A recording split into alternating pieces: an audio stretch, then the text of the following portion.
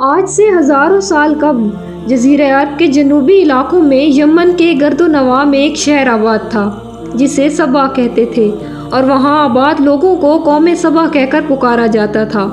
یہاں کے لوگ نہایتی نعمتوں اور راحتوں میں تھے۔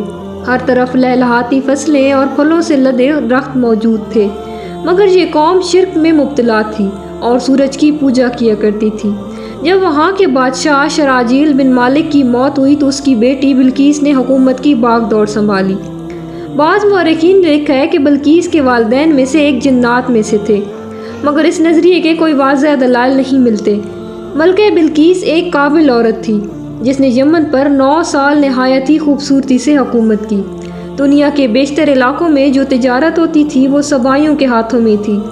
یہی وجہ تھی کہ یہ قوم نہایت ہی دولت مند تھی، مگر یہ وہ زمانہ تھا جب مشرق سے مغرب تک ایک عظیم موحد بادشاہ کی طاقتور حکومت اور جاؤ جلال کا ڈنکا بجتا تھا، جسے تاریخ میں سلیمان ابن داؤد کے نام سے جانا جاتا ہے۔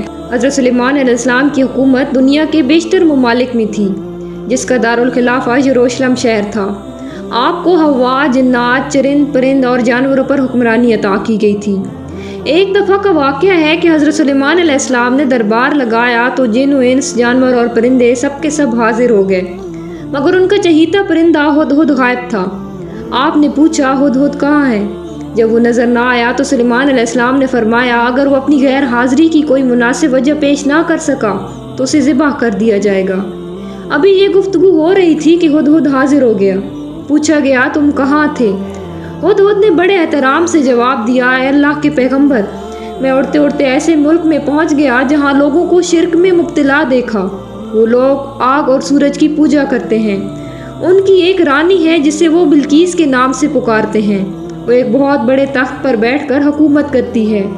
اس کے تخت میں قیمتی ہیرے، جواہرات، لال زمرد جڑے ہوئے ہیں، اور اس کے پاس تمام شاہی سامان آرائش و نمائش کے موجود ہیں۔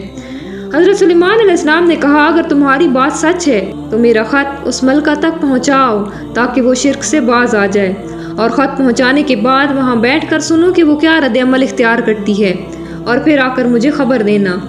حضرت سلیمان علیہ السلام نے خط روانہ کیا جو کچھ یوں تھا، شروع اللہ کے نام سے جو بڑا مہربان اور رحم فرمانے والا ہے۔ یہ عزت والا خط سلیمان ابن داؤد کی جانب سے ملکہ سبا بلقیس کی طرف ہے۔ جو ہدایت کی پیروی کرے اس کے لیے سلامتی ہے۔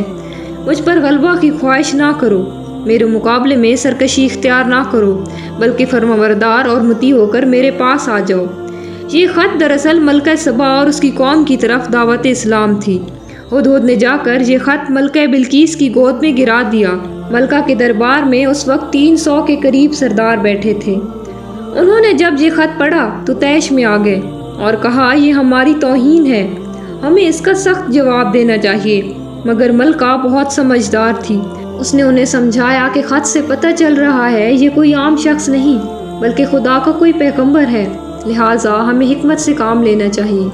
اس نے کہا، میں حضرت سلیمان علیہ السلام کی طرف ایک تحفہ بھیجتی ہوں۔ اگر انہوں نے قبول کر لیا تو وہ بادشاہ ہے، میں اسے جنگ کروں گی، لیکن اگر انہوں نے تحفہ قبول نہ کیا تو میں اس کی پیروی کروں گی کیونکہ وہ نبی ہیں۔ ہدہد یہ ساری گفتگو سن رہا تھا۔ اس نے آ کر حضرت سلیمان علیہ السلام کو ساری بات بتا دی۔ حضرت سلیمان علیہ السلام نے جنات کو حکم دیا کہ شہر میں داخل ہونے والے راستے پر سونے چاندی کی اینٹوں کا فرش بچھا دیا جائے۔ راستے کی دونوں جانب سونے کی عجیب الخلقت جانور کھڑے کر دیے جائیں۔ وزراء اور عمال سلطنت کی تمام کرسیوں کو سونے کا کر دیا جائے۔ دربار کو ہیرے جواہرات سے مزین کیا جائے۔ ادھر بلقیس نے حضرت سلیمان علیہ السلام کے لیے تحائف روانہ کیے، جن میں سونے کی اینٹیں، جواہرات، غلام، کنیزیں اور ملکہ کا ایک خط بھی تھا۔ جب یہ تمام تحائف لے کر قاصد حضرت سلیمان علیہ السلام کے دربار میں پہنچے اور انہوں نے یہ سب دیکھا تو شرمندہ ہوئے۔ حضرت سلیمان علیہ السلام نے ملکہ کے قاصدوں سے کہا، کیا تم لوگ مال سے میری مدد کرنا چاہتے ہو؟ مگر دیکھ لو، جو کچھ اللہ نے مجھے دے رکھا ہے وہ اس سے بھی زیادہ ہے جو تمہیں دیا ہے، لہٰذا تمہارا تحفہ تمہیں مبارک ہو۔ اب تم اپنے تحائف کے ساتھ واپس جاؤ اور اپنی ملکہ سے کہنا کہ ہمارا انتظار کرے، ہم ایک زبردست لشکر لے کر آئیں گے۔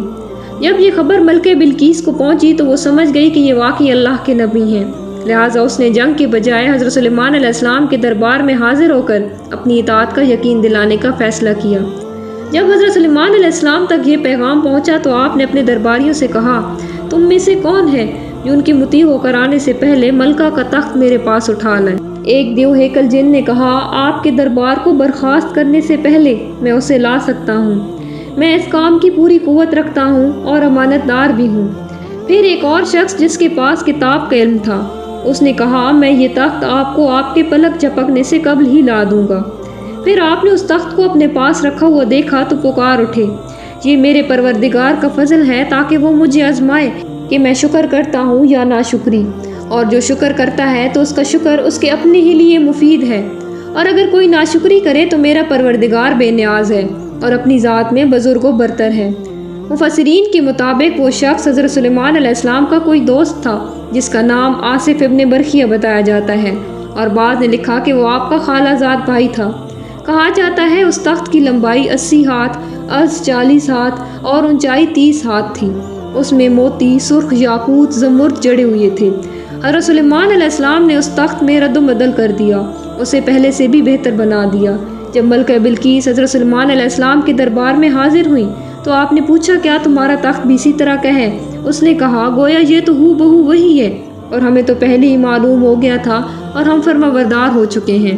بلقیس کے آنے سے پہلے حضرت سلیمان علیہ السلام نے ایسی عمارت بنانے کا حکم دیا جس کا فرش شیشے کا ہو، جس کے نیچے پانی جاری ہو، پانی میں مچھلیاں اور دوسرے آبی جانور ہوں۔ حضرت سلیمان علیہ السلام اس عمارت میں اپنے شاہی تخت پر جلوہ افروز تھے، اور شیشے کے نیچے سے پانی اپنی پوری آب و تاب سے بہہ رہا تھا، اس کے اوپر شیشہ نظر نہیں آتا تھا۔ بلقیس کو اس محل میں لایا گیا، جب اس نے فرش کو دیکھا تو سمجھی کہ یہ پانی کا ایک حوض ہے، لہٰذا اس نے اپنی پنڈلیوں سے کپڑا اٹھا لیا۔ حضرت سلیمان علیہ السلام نے کہا، یہ تو شیشے کا چکنا فرش ہے۔ تب وہ شرمندہ ہوئی اور بول اٹھی، اے میرے پروردگار، میں سورج کی پوجا کر کے اپنے آپ پر ظلم کرتی رہی ہوں، اور اب میں نے سلیمان کے ساتھ اللہ رب العالمین کی اطاعت قبول کر لی۔ لہٰذا بلقیس پر یہ ظاہر ہو گیا کہ جس طرح وہ شیشے کے صحن کو پانی کا لہریں مارنے والا گہرا حوض سمجھ بیٹھی تھی، اسی طرح اس نے اور اس کی قوم نے سورج کی چمک دمک دیکھ کر اسے اپنا معبود اور خدا سمجھ لیا۔ اسے اپنی فحش غلطی پر نہایت ہی شرمندگی ہوئی۔ بعض مورخین نے لکھا کہ اس واقعے کے بعد ملکہ سبا مسلمان ہو گئی اور آگ کے نکاح میں آ گئی۔ بعض نے لکھا کہ آپ نے ملکہ بلقیس کو یمن واپس بھیج دیا اور اس کے لیے وہاں پر 3 بڑے محل تعمیر کروائے۔ ناظرین، یہ تھی ہماری آج کی ویڈیو۔ امید ہے آپ کو ہماری ویڈیو پسند آئی ہوگی۔ اسے اپنے دوستوں کے ساتھ ضرور شیئر کیجیے گا۔ شکریہ۔